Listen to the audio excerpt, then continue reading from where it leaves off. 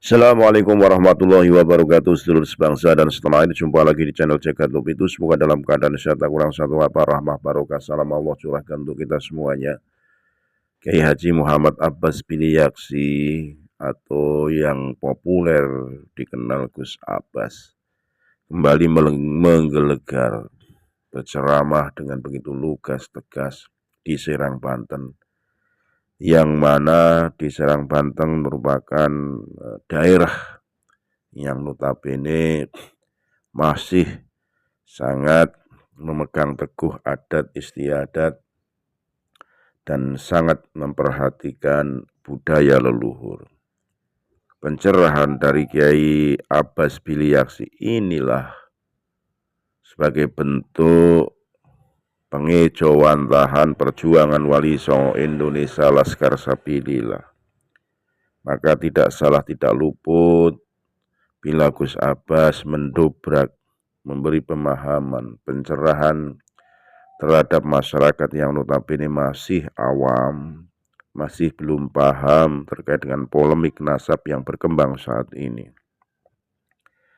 Gus Abbas begitu lantangnya menyampaikan hal tersebut sehingga banyak sekali para mukibin yang tersadarkan atas pencerahan beliau.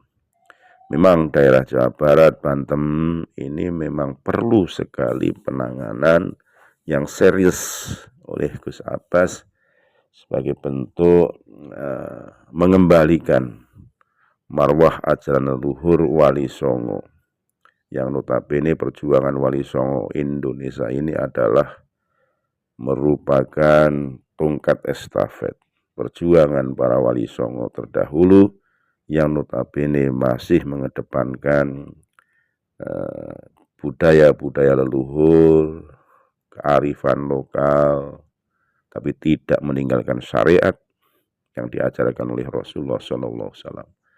Tidak panjang lebar, mari kita simak bagaimana Gus Abbas mendobrak Serang, Banten lewat video berikut ini. Sekali lagi lah mohon maaf NKRI Hakamat Nusantara milik kita. Assalamualaikum warahmatullahi wabarakatuh.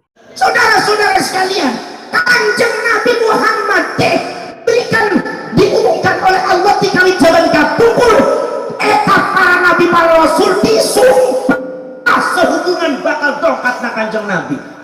Naon sumpah satu minum Nabi, kalian semua harus beriman kepada Muhammad.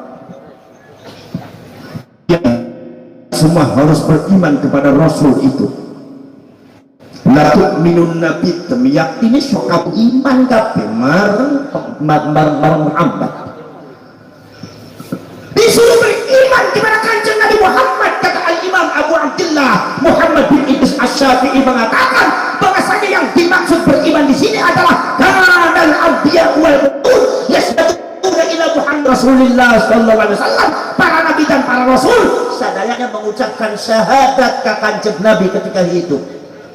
Nabi Adam, Nabi Nuh sampai Nabi Isa mengucapkan asyhadu an la ilaha illallah wa asyhadu anna Muhammadar Rasulullah. Aku bersaksi tidak ada Tuhan selain Allah dan aku bersaksi bahwa Nabi Muhammad nanti adalah utusan Allah. Di sini saudara-saudara sekalian, kehebatan Nabi Muhammad adalah para nabi para rasul ketika hidup di dunia menjadi nabi dan rasul diwajibkan pada mereka mengucapkan syahadat untuk Kanjeng Nabi. Ini yang tidak dimiliki oleh orang lain.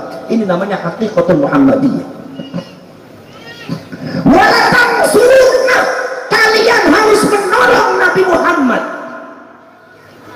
Lafaz nalatang sunnah, menolong Nabi Muhammad adalah merupakan sumpah dari para nabi para rasul. Seorang ulama besar, saudara-saudara sekalian, Al-Imam Ibnu Jarir At-Tabari mengatakan yang dimaksud walatang sunnah berdasarkan hadisnya Kanjeng Nabi yaitu para nabi para rasul ketika bertemu dengan zaman Muhammadin, zaman Kanjeng Nabi Muhammad pada waktu masih hidup, atau ahdu Muhammadin walaupun Kanjeng Nabi Muhammad rantos ayat sekarang sampai hari kiamat itu ahdu Muhammadin, mereka diwajibkan jadi umatnya Kanjeng Nabi yang siap menolong membantu Kanjeng Nabi. Maka seluruh para nabi dan para rasul ketika hidup di dunia bertemu dengan ahdu Muhammadin atau zaman Muhammadin, kayak Nabi Isa alaihissalatu wassalam, Nabi Khidir alaihissalatu wassalam, mereka semua akan menjadi umatnya baginda Rasulullah SAW yang siap menolong kanjeng Nabi. Wala taqsuruna adalah sumpah. Maka dari itu saudara-saudara sekalian, nusratun minallah adalah merupakan salah satu khususiyah, asalnya dari khususiyatun nubuwah, sumpah dari pangeran, sumpah dari Tuhan. Orang yang memperjuangkan Allah tidak akan kalah, pasti akan dimenangkan oleh Rasulullah, oleh Allah. Nabi Adam menghadapi iblis, iblisnya kalah. Nabi Daud menghadapi jabarinya kalah, yaitu kaum-kaum yang tidak benar, itu adalah kalah. Menghadapi orang-orang Yahudi kalah. Kemudian juga Nabi Ibrahim menghadapi Nabi Namrud kalah. Kemudian Nabi Musa, Nabi Harun, orang yang tidak memiliki apa-apa, orang yang sangat miskin, tapi menghadapi Fir'aunnya kalah. Kunaun sababna, sebab para nabi, para rasul, utusan Allah tidak boleh kalah, harus menang. Sebab sumpahnya Allah, nusratun minallah. Maka orang sadanya lagi itu Ansar, nah betul ulama itu dipundut dengan nusratun minallah yang ada diberikan karenanya baginda Rasul. Tawajjah haitsu syi'ta fa innaka mansur. Kamu mau di mana saja Muhammad, kamu pasti akan aku menangkan. Makanya Nabi Muhammad menangan, tidak pernah kalah. Nabi Muhammad menang, tidak pernah kalah, saudara-saudara sekalian. Nabi Muhammad perang Badar, padahal anjir Nabi Muhammad perang Badar paling-paling pasukannya cuma 3.000, sementara pasukan musuhnya sampai 30.000, 10 kali lipat. Dan senjatanya tidak lengkap, sementara musuhnya senjatanya lengkap. Anjir Nabi kalah apa menang? Kalah apa menang? Kanjeng Nabi kemudian perang Ahzab, dikeroyok sama berbagai suku, berbagai golongan, dikeroyok dengan pasukannya sangat banyak. Kanjeng Nabi pasukannya sedikit, kanjeng Nabi kalah apa menang? Menang. Kanjeng Nabi perang Hunain, menang. Kanjeng Nabi perang Badar, menang. Kanjeng Nabi perang Khaybar melawan pasukan Romawi, tetap menang. Makanya Allah mengatakan walaqad nasarakumullahu fi mawatin katsiratin wa yauma Hunain idza a'jabatkum kathratukum falam tughni ankum syai'a wa dhaqat 'alaikumul ardu bima rahabat thumma wallaytum mudbirin. Muhammad, yang memenangkan kamu itu bukan umat kamu, tapi aku yang memenangkan kamu. Buktinya ini di perang Hunain, umat kamu banyak sementara musuhnya sedikit, tapi kocar kacir tunggang lagang gak karu-karuan. Untung aku balik, aku berikan untuk kamu kemenangan, untuk membuktikan kepada kamu bahwa kemenanganmu itu dari saya, bukan dari umatmu. Jangankan umatmu ikut Muhammad, kamu maju sendiri umat, lawan Muhammad sendiri musuhnya, maka akan saya menangkan Muhammad walaupun tidak ada yang ikut, karena kamu Rasul saya, tidak boleh kalah, harus menang. Maka perjuangan di dalam masalah mensucikan nasabnya baginda Rasul, menang daripada oknum-oknum ta'am yang tidak benar, saya pastikan pasti menang. Enggak bisa kalah, karena ini adalah perjuangan yang kanjeng Nabi.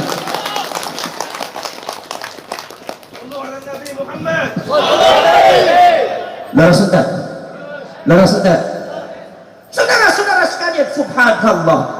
Maka ini para sahabat sekalian, yang namanya kanjeng Nabi Muhammad SAW itu kalintang hebatnya, kalintang istimewanya.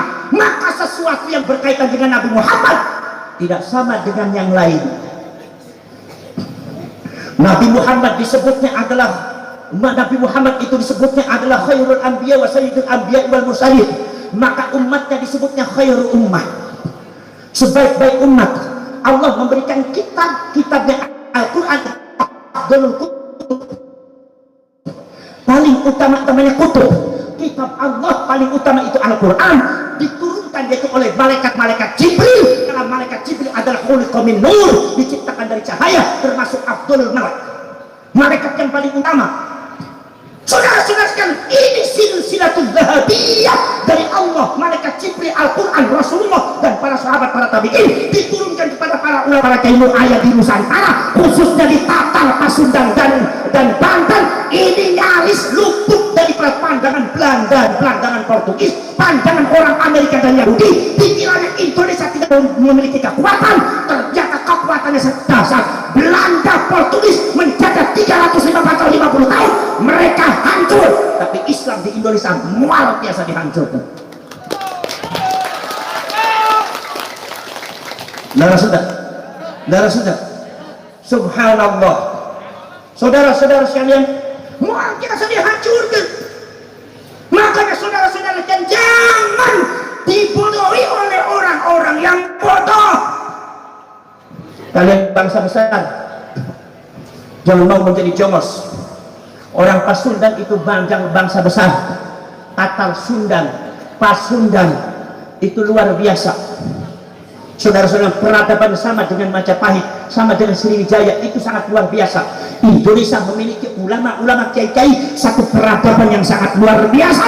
Peradaban keislaman Indonesia telah peradaban keislaman Pasundan, telah peradaban keislaman Banten jauh lebih hebat daripada peradaban keislaman Nu'ayah di Hadramaut dan Yaman.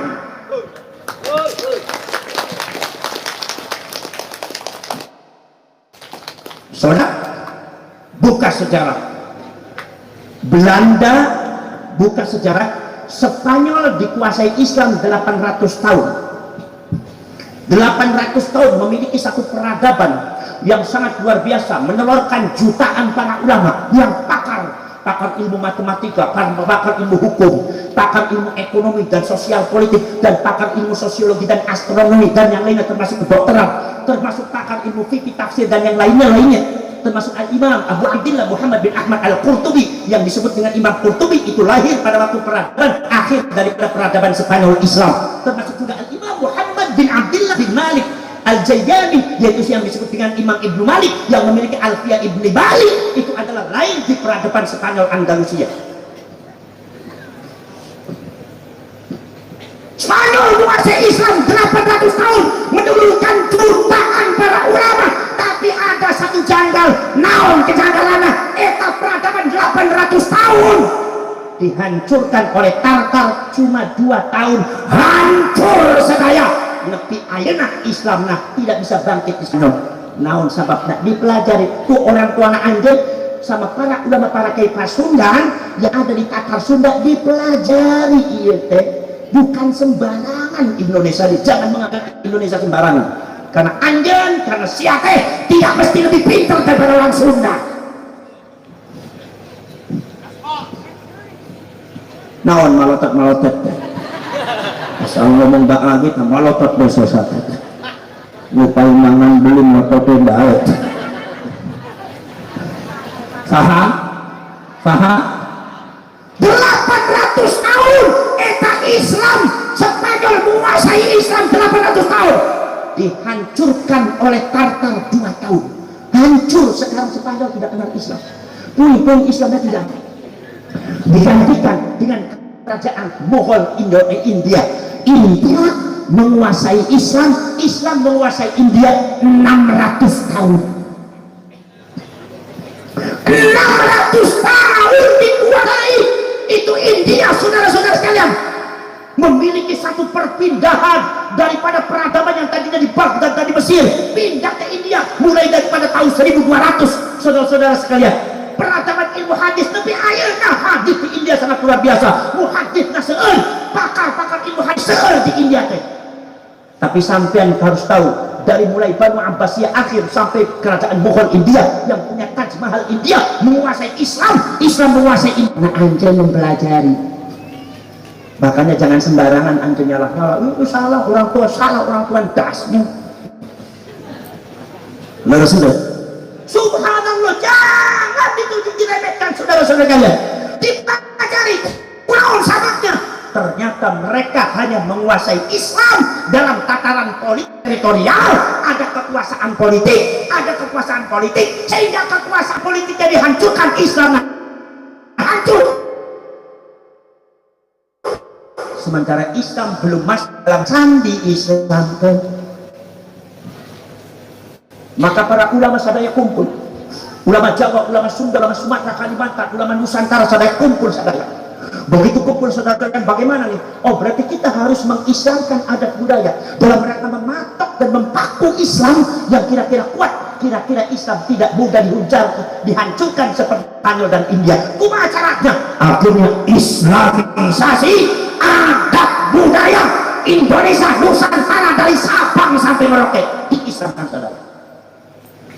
Makanya adat budaya anjeun parantos Islam yang mencoba untuk memecah belah, yang mencoba untuk menjauhkan adat budaya kalian dengan Islam adalah satu Wahabiyah, nomor dua Ba'ali Habaib. Ini kadang-kadang tidak mau memakai adat budaya Sunda, adat budaya Jawa. Ini salah. Karena apa? Awal daripada kehancuran Islam di Spanyol, karena Islam tidak masuk di adat budaya. Dan pengislaman adat budaya adalah keunggulan daripada Islam yang ada di Nusantara yang sudah ditanamkan sejak dulu, yaitu pada leluhur orang sadaya. Nah, akhirnya belangkonnya diislamkan, ikatnya diislamkan, nanti trisulaknya ditafsirkan beda. Akhirnya kemudian saudara-saudara kalian, kemudian janur-janurnya kelarasnya diganti, artinya janur, namanya digentos janur, kunaan janurnya janurun, jahat tekal, mistekal, penurun cahaya. Itu siapa? Cahaya. Cahaya siapa? Gusti Allah. Kunaan sababna Allah nur samawati wal ardh. Allah adalah cahaya langit dan bumi. Nur itu saha, nur itu Al-Quran. Kunaan sababna Kanjeng Nabi nyarios, inna hadzal Qur'ana hablullahil matin wan nurul mubin. Al-Quran ini adalah talinya Gusti Allah, kabelnya Gusti Allah yang mengandung cahaya. Nur itu saha, nur adalah Kanjeng Nabi. Kurang sababnya laqad ja'akum nurun, maksudnya Kanjeng Nabi Muhammad SAW. Maka orang sudah mengatakan anta nurun fauqa nuri, kau adalah cahaya di atas cahaya. Nur eta saha, nur eta adalah ulama kiai, di mana Kanjeng Nabi Muhammad nyarios bahwasanya ulama misbahu hadil ummah. Ulama adalah lentera dari umat ini, lentera dari umat ini yang mengandung cahaya. Wah, cahayanya dari mana? Dari sanad silsilah yang nyambung sampai Gusti Allah, sampai Kanjeng Nabi Muhammad SAW, yang disebut dengan silsilah Zahabiyah, yang disebut dengan sanad, yang disebut Al-Quran. Wa'tasimu bihablillahi jami'ah, berpegang teguh kalian kepada hablullah, kabel na Gusti Allah. Hablullah sanes tali, kabel tenaon, kabel itu mengandung setrum, kalau tali tak aya setrumna.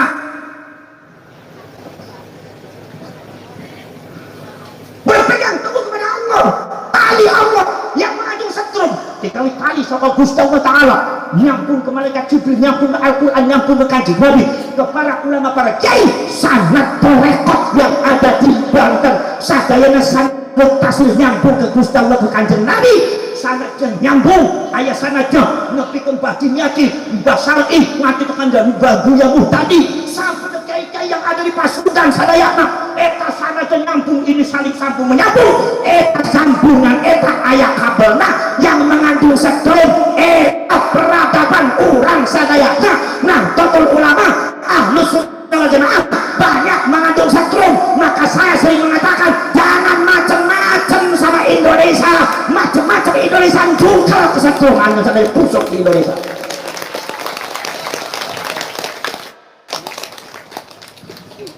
Makanya benar kata hak, siapa datang mengancammu kan binasa di bawah duli. Merasa tong macam-macam dubi Pasundan dia, macam-macam membuat khianat, membuat penyelewengan data, membuat penyelewengan pemalsuan nasab, membuat menyelewengkan ajaran umat Islam. Anda akan busuk di tanah Sunda.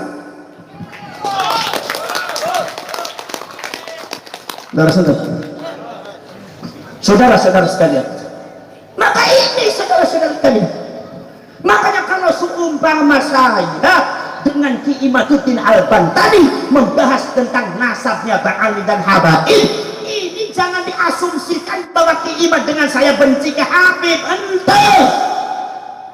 Ente paham? Orang-orang Sunni. Kenapa? Ini perlu ada yang diluruskan supaya anjen sedaya ngertos siapa Habib yang sebenarnya. Jangan ngelamun. Paham? Bantu. Mau ngelamun aku mau bil ilmi, mau dengan ilmu apa mau ngelamun? Mau ilmu apa mau ngelamun? Mau melamun apa mau ilmu? Agama Islam itu agama ilmu. Ilmu itu sifatnya Allah, wujud dan baqa mukhalafatul hadithi, qiyamuhu bi nafsihi wahdaniyah iradat. Ilmu berarti ilmu itu sifatnya Gusti. Anda mau mengatakan apa? Anda mau menantang ilmu, sesungguhnya Anda menantang Allah. Anda menentang ilmu, sesungguhnya Anda menentang Allah. Wah, menang Anda. Ulah gitu Banten, upami ayat ilmu na Gusti Allah disambut. Jangan sampai termasuk innal ladzina yukadzibuna bi ayatillahi wa yastakbiruna anha. orang-orang yang mengingkari terhadap ayat Allah, ilmu Allah tidak berikan, dikasih tahu nih yang namanya Bang Ali sebenarnya seperti ini, tapi kerja dan menolak, sombong, angkang-angkang. Nggak bagus itu, bukan itu ceritanya pada zaman terkumpul. Ayat itu nggak bagus tuh, golongannya kayak golongan orang musyrik, orang Yahudi begitu. Bukannya apa sih mendudukan Bang Ali teh saha kunaon sebabna sebab masyarakat Banten sejak apa sudah puluhan tahun bahkan sudah ratusan tahun memahami kalau habaib eta cucuna Kanjeng Nabi, sementara di dalam hati dia bertanya apa benar ini cucunya Rasulullah? Masa cucunya Rasulullah kawin dengan perempuan tuh kawinnya cuma 2 hari ditinggal pergi? Ada yang kayak gitu ya, banyak, bukan 1-2 orang, korbannya banyak sekali. Orang-orang kita, perempuan-perempuan yang dilecehkan. Ada yang nangis-nangis depan saya, orang tuanya nangis depan saya nggak bisa berkata apa. Kenapa sih? Ya karena udah terjadi, gimana? Baru sudah. Akhirnya tanya, Taros, Gus, apakah betul itu cucunya Rasulullah? Saya bilang bukan. Jadi jangan bawa Rasulullah. Rasulullah orang suci, nggak mungkin punya cucu semacam itu. Ini bisa-bisa kalau seperti itu nama baiknya Rasulullah akhirnya jelek. Akhirnya kata orang Kristen mengatakan, habaib eta tingkah lakunya nggak bener, sama perempuan nggak bener, sama ulang nggak bener, sama ini tingkah lakunya nggak bener. Nurun sama seperti mbahnya Muhammad, jelek namanya Rasulullah karena itu. Rasulullah. Masya Allah, makanya kita punya kewajiban orang Banten untuk mensucikan nama baik Rasulullah. Setuju enggak? Setuju enggak? Untuk mensucikan nasabnya Rasulullah. Setuju enggak? Bahwasanya dengan 3 konteks keilmuan, habaib eta tidak bisa disebut cucunya Rasulullah. Satu, ada keilmuan nasab yang sudah dibangun oleh para ulama, termasuk Ki Imaduddin Al-Bantani, seorang ulama tahun abad ini yang paling dikenal, yang berasal dari Banten. Anda siap melindungi apa enggak? Kalau kalian orang Banten tidak mampu melindungi, biarkan orang Cirebon yang melindungi. Subhanallah, Ki Imaduddin keberagamannya sangat luar biasa. Pada waktu saya bertanya, Kiai Imad akhirnya diminta untuk datang ke Buntet. Kiai sampai bilang begini, mana buktinya? Beliau menyodorkan beberapa kitab. Saya minta kitabnya yang oleh sama Gus Jazuli. Gus, mana kitabnya? Ternyata 19 judul kitab. Seterusnya kemudian ada lagi 8 judul kitab. Akhirnya 23 judul kitab. Ternyata saya menyimpulkan benar Ki Imaduddin, dan ini ilmu dari Allah dan harus dilindungi beliau. Makanya saya membentuk perjuangan Wali Songo Indonesia, Laskar Sabilillah, dalam rangka melindungi seorang mujahid dari Banten. Jangan sampai Cirebon sudah melindungi Anda jadi orang Banten malah mengusirnya. Imam Al-Qusairi pernah diusir, masyarakatnya akhirnya menyesal karena ternyata Imam Qusairi seorang ulama besar, di kampungnya difitnah, dicaci maki, tapi dibesarkan oleh Allah di daerah lain. Jangan sampai terjadi seperti itu, saudara. Seorang usah dipikir kali di rumah Anda ya. Mikiri apa? Mikiri Islam Gus kaya teman. Mikiri Islam patungan mulut dan nora gelem sampai. Model mungkin pengen jaluk berkat baik yang patungan beli gelem gitu. Yang karuan orang medit-medit panik kayak bewajib lupa imangan apa. Iki meja disingkirakan baik terlang apa-apa enggak meja nanti sudah ngomong wah. Saudara-saudara, kalian orang Banten siap melindungi Kiai, siap melindungi Kiai, siap mengawal ulama Banten. Jangan mudah dipercundangi kalian orang besar.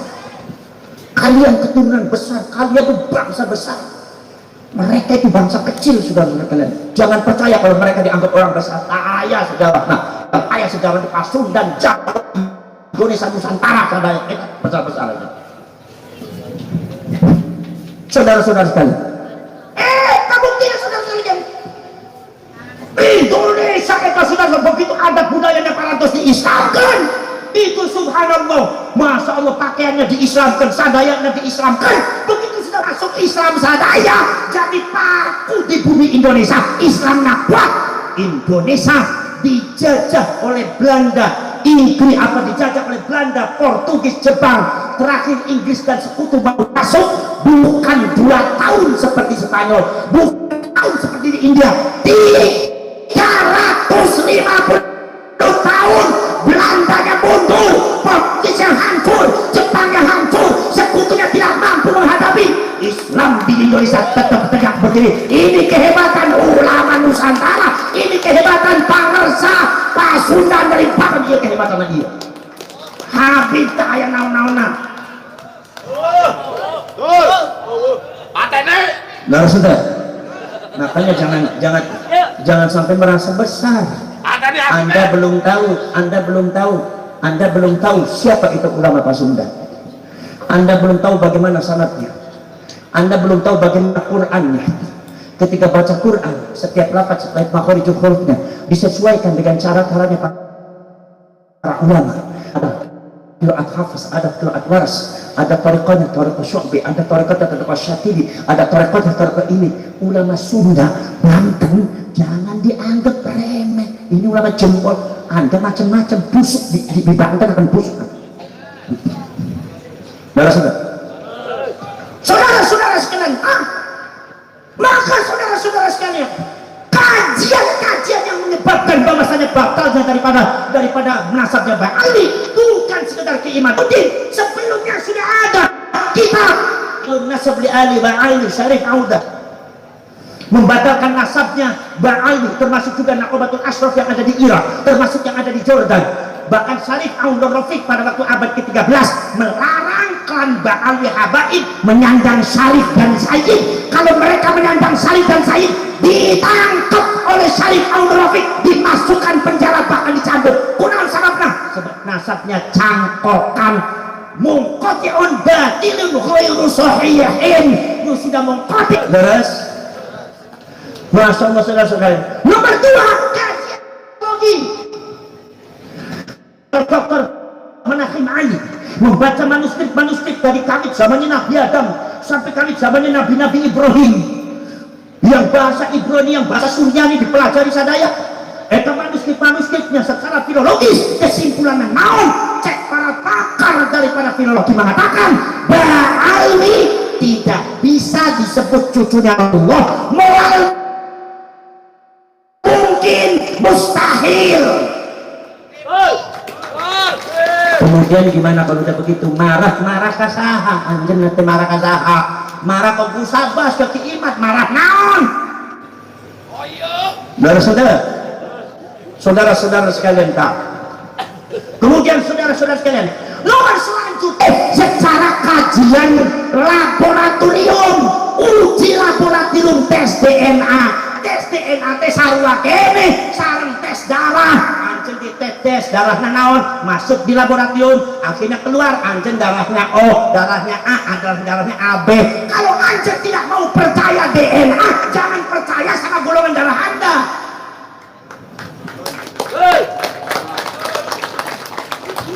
Kalau anjen menguji darah Anda O atau A atau B, itu paling-paling 2 jam sudah dapat.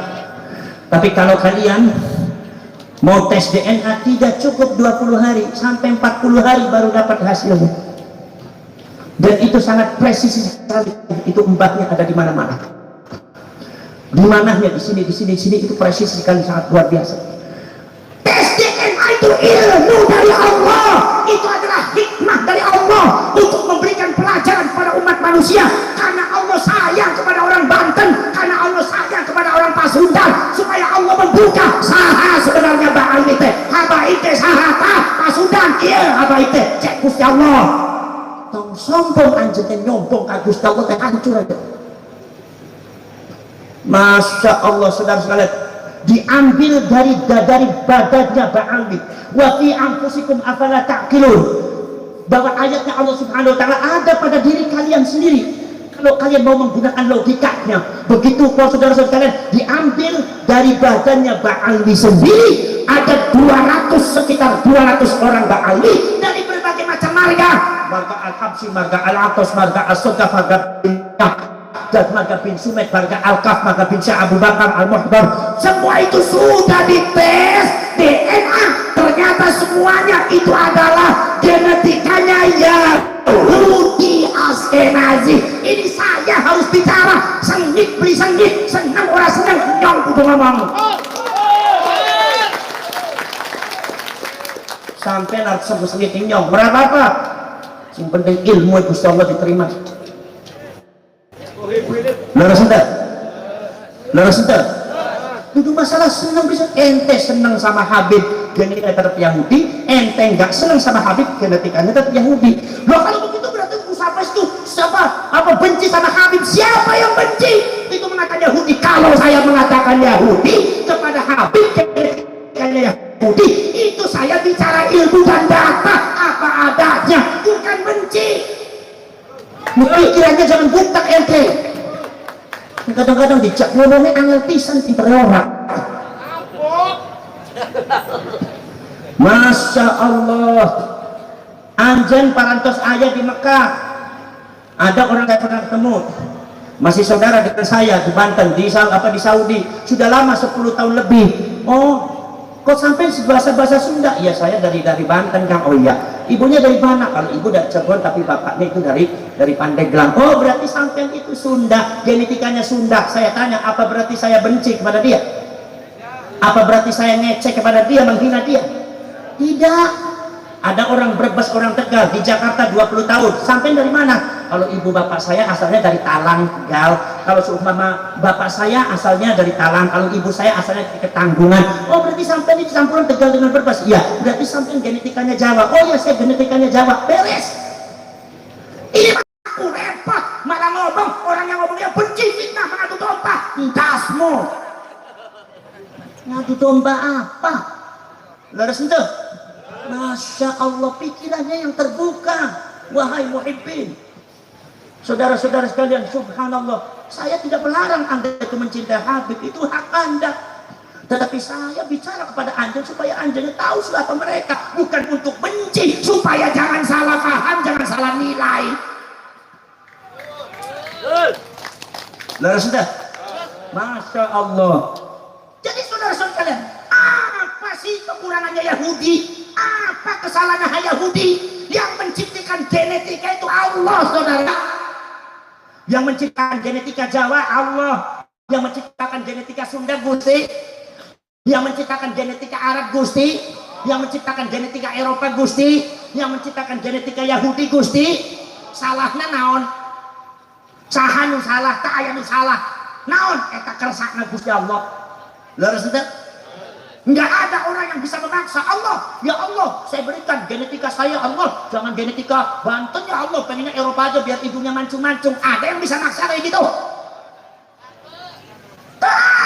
Begitu genetika jadi Sunda ya Sunda, jadi Betawi Betawi, Melayu Melayu, jadi Jawa Jawa, dari Arab Arab, Yahudi Yahudi. Eta dari Allah. Itu yang dibagi kepada Ba'alwi, harus dipahami orang Ba'alwi. Genetika itu dari Allah. Dan Islam itu tidak pernah mengenal genetika, tidak pernah menilai genetika. Ada genetikanya Arab, Jawa, Sunda, Betawi, Melayu, Yahudi, tidak jadi masalah. Inna akramakum indallahi atqakum, yang paling takwa eta nu paling mulia. Jadi Anda jangan mengunggulkan dirinya sebagai orang Arab, Anda sebagai orang India, Anda sebagai orang Sunda, Anda sebagai orang Jawa, Anda sebagai Yahudi, mengunggulkan dirinya tidak boleh. Kata Allah, agama Islam yang paling mulia adalah yang paling bertakwa. Itu agama kita, tidak mengenal suku. Harus bicara apa lagi saya ini udah habis semua kata-kata. Bertengah kencot enggak, beli ngerti-ngerti pembebisan. Mungkin apa maten?